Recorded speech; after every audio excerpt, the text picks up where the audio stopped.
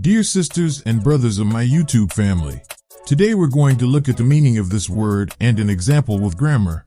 The word is chary. Chary. Chary means cautious, watchful. Synonyms of chary are careful, shy.